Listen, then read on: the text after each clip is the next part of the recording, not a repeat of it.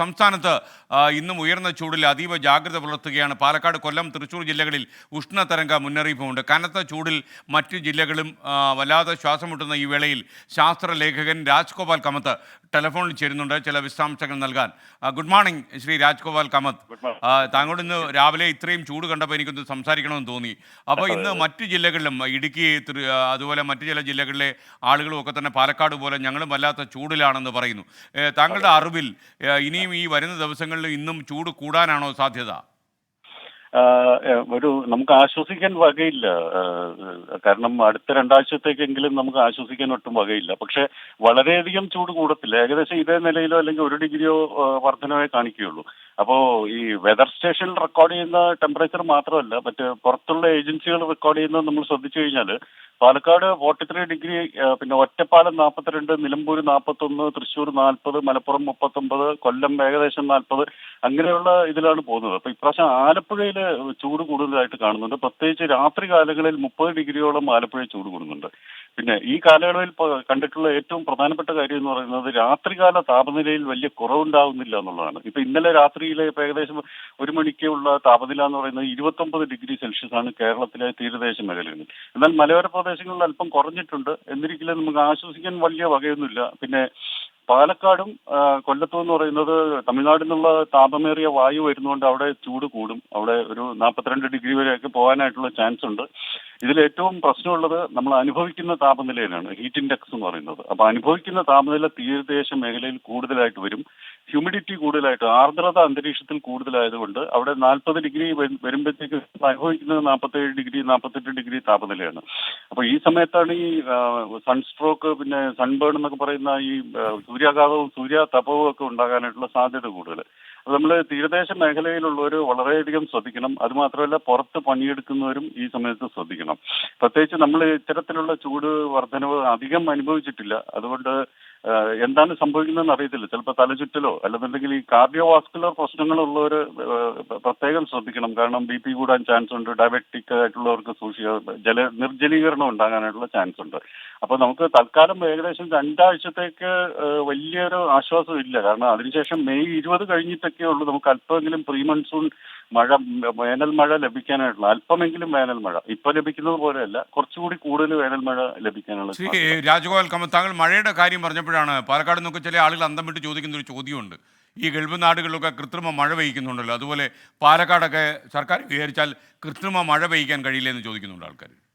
ഇല്ല, അതൊക്കെ ഒരു ശാശ്വതമായ ഒരു പരിഹാരമേ അല്ല. കാരണം കൃത്രിമ മഴ എന്നൊക്കെ ഇപ്പം ദുബായിൽ ഉണ്ടായത് കണ്ടില്ലേ, ഇപ്പൊ ഫ്ലഡിങ് ഉണ്ടായി. പക്ഷേ നമുക്ക് അത്യാവശ്യത്തിന് മേഘങ്ങളൊക്കെ ഉണ്ട്. പക്ഷെ കോൺസെൻട്രേറ്റ് ചെയ്ത മേഘങ്ങൾ വേണം. പിന്നെ അത് മാത്രമല്ല, കേരളം മൊത്തം മഴ പെയ്യുക എന്ന് പറയുന്നത് അത്ര ഒരു, ദുബായ് ചെറിയൊരു സ്ഥലമാണ്, പക്ഷെ കേരളം മൊത്തം മഴ പെയ്യുക എന്നൊക്കെ പറയുന്നത് അത്ര ഒരു പരിസ്ഥിതിക്ക് അത്ര അനുകൂലമായിട്ടുള്ളതല്ല. കാരണം ഇതിനകത്ത് സിൽവർ അയഡൈഡും മറ്റു കാര്യങ്ങളൊക്കെ അല്ലേ ഉപയോഗിക്കുന്നത്. അത് നേരെ മഴയിലൂടെ താഴേക്കാണ് വരുന്നത്. ഇപ്പൊ ഇത് ഗ്രൗണ്ട് വാട്ടറിലേക്ക് പോകും, നമ്മുടെ കുടിവെള്ള സ്രോതസ്സുകളിലേക്ക് പോകും, പിന്നെ നമ്മൾ കഴിക്കുന്ന ആഹാര സാധനങ്ങളിലേക്ക് പോകും ഇത്തരത്തിലുള്ള കെമിക്കൽസ്. പിന്നെ പരിസ്ഥിതി, മറ്റേ വനങ്ങളെ അത് ബാധിക്കും, മറ്റു മൃഗങ്ങളെ ബാധിക്കും. അതുകൊണ്ട് ഇവിടെ ആർട്ടിഫിഷ്യൽ റെയിൻ, കൃത്രിമ മഴ എന്ന് പറയുന്നത് ഇവിടെ ഒരു പരിഹാരമേ അല്ല. പിന്നെ ഈ കടുത്ത ചൂടിൽ പെട്ടുപോയ ജില്ലകളിലെ ആളുകൾ, പ്രത്യേകിച്ച് ഉച്ച സമയത്തൊക്കെ വല്ലാത്ത ചൂടാണ്. പൊതുപ്രവർത്തനങ്ങളിലും അതുപോലെ ഈ ജോലികളിലൊക്കെ ഏർപ്പെടുന്ന ആളുകൾ വല്ലാത്ത ശ്വാസം മുട്ടലിലാണിപ്പോൾ. പ്രധാനമായും 2-3 കാര്യങ്ങൾ പറഞ്ഞാൽ താങ്കൾ എന്തൊക്കെ ശ്രദ്ധിക്കണമെന്ന് നമ്മുടെ ആളുകളോട് ആവശ്യപ്പെടും? ഒന്ന്, നമ്മുടെ നേരിട്ടുള്ള വെയിൽ ഏൽക്കാതിരിക്കാൻ ശ്രദ്ധിക്കണം. അത് മാത്രമല്ല, നമ്മുടെ പഴയ സുഹൃത്തായിട്ടുള്ള കുട ഉപയോഗിക്കാൻ ശ്രദ്ധിക്കണം. അത് മാത്രവുമല്ല, വെള്ളം ഇടയ്ക്കിടയ്ക്ക് കുടിക്കണം.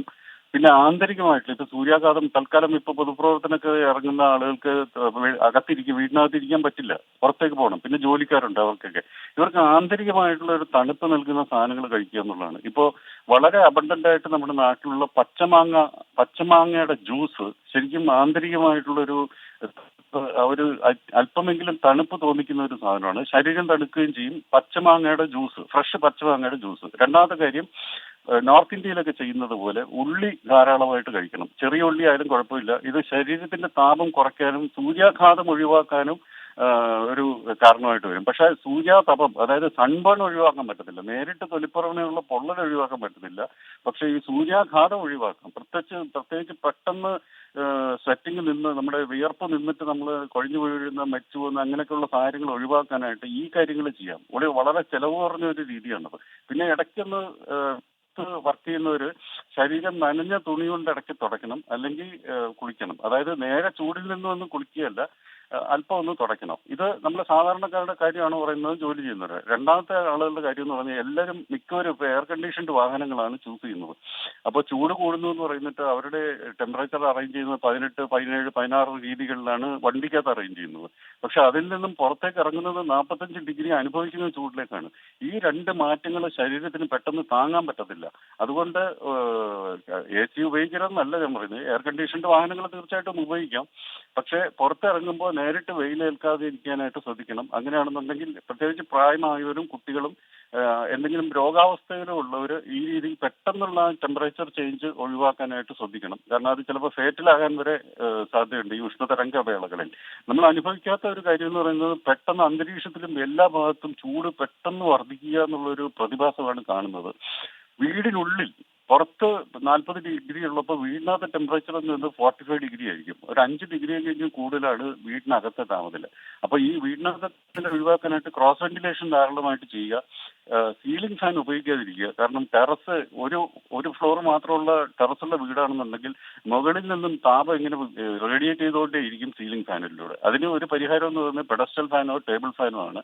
പിന്നെ എക്സോസ്റ്റ് ഫാൻസ് ഫിറ്റ് ചെയ്യുക എന്നുള്ളതാണ്. അപ്പോൾ ഇത്തരം കാര്യങ്ങൾ ചെയ്ത് കഴിഞ്ഞാൽ നമുക്ക് ഈ അനുഭവിക്കുന്ന ഈ പ്രശ്നത്തിൽ നിന്നും താൽക്കാലികമായിട്ട് ഒഴിവാകാം. ആന്തരികമായിട്ടുള്ള തണുപ്പിക്കാനുള്ള കാര്യങ്ങൾ ചെയ്യുക. നേരിട്ട് വെയിൽ ഏൽക്കാതിരിക്കുക. ഒരു 12 മുതൽ 3:30 വരെ ഒരു വെയിൽ, 11:30 മുതൽ 3:30 വരെ നേരിട്ടുള്ള വെയിൽ ഏൽക്കാതിരിക്കാൻ ശ്രദ്ധിക്കണം.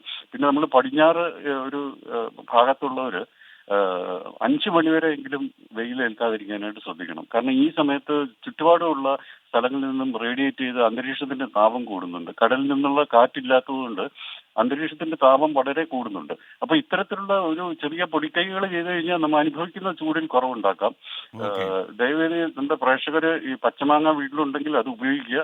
അത് മാത്രമല്ല ഉള്ളി ധാരാളമായിട്ട് ഉപയോഗിക്കുക. കറികളിൽ മാത്രമല്ല അല്ലാതെ തന്നെ നിങ്ങൾക്ക് സാലഡൊക്കെ ആയിട്ട് കഴിക്കാം. അപ്പൊ ഇങ്ങനെ ചെയ്തു കഴിഞ്ഞാൽ ആന്തരികമായിട്ടുള്ള താപം കുറയും. വേണമെങ്കിൽ ഇന്ന് പരീക്ഷിച്ച് നോക്കിക്കോളൂ. യാതൊരു ആരോഗ്യ പ്രശ്നങ്ങളും ഇല്ല. നമ്മുടെ അബണ്ടന്റ് ആയിട്ട് കിട്ടുന്ന യാതൊരു മാലിന്യവും ഇല്ലാത്ത സാധനങ്ങളാണ് ഞാൻ രണ്ടും പറഞ്ഞത്. Okay, thank you Shri Rajagopal Kamath. ഇത്ര നേരം നമ്മോട് സംസാരിച്ചതിൽ പ്രേക്ഷകർക്ക് ഒരുപാട് വിവരം താങ്കൾക്ക് സമ്മാനിക്കാൻ കഴിഞ്ഞു. പ്രിയപ്പെട്ട പ്രേക്ഷകർ ആരെങ്കിലും പുതിയതായി വന്ന് പ്രത്യേകിച്ച് കനത്ത ചൂടിൽ നിന്ന് നിങ്ങൾക്ക് രക്ഷ നേടാനുള്ള വഴികളാണ് അദ്ദേഹം പറഞ്ഞത്. മാത്രമല്ല പെട്ടെന്നൊന്നും ഈ ചൂടിന് ശമനമുണ്ടാകുമെന്നും രാജഗോപാൽ കമ്പത്ത് എന്ന ശാസ്ത്രലേഖന് പ്രതീക്ഷയില്ല. നിങ്ങൾക്കിതിൻ്റെ വിശദാംശങ്ങൾ അറിയാൻ നമ്മുടെ ഡിജിറ്റൽ പ്ലാറ്റ്ഫോമുകളിൽ വിശദമായി നമ്മൾ ഈ കാര്യം കൊടുക്കും. അതേപോലെ സ്ക്രീനിൻ്റെ താഴെ നമ്മുടെ ടിക്കർ എന്ന് പറയുന്ന സ്ഥലത്തും ഈ രാജഗോപാൽ കമ്പത്തിൻ്റെ ചില ഉപദേശങ്ങൾ നമ്മൾ ഇപ്പോൾ തന്നെ നൽകുന്നുണ്ട്. അത് നിങ്ങൾ കാണുക. പ്രത്യേകിച്ച് എല്ലാവിധമായ ജാഗ്രതകളും ഈ സൂര്യാതപം ഏൽക്കാതിരിക്കാനും സൂര്യാഘാതം കിട്ടാതിരിക്കാനും പരമാവധി ശ്രദ്ധിക്കണം എന്നാണ് നമുക്കും പറയാനുള്ളത്.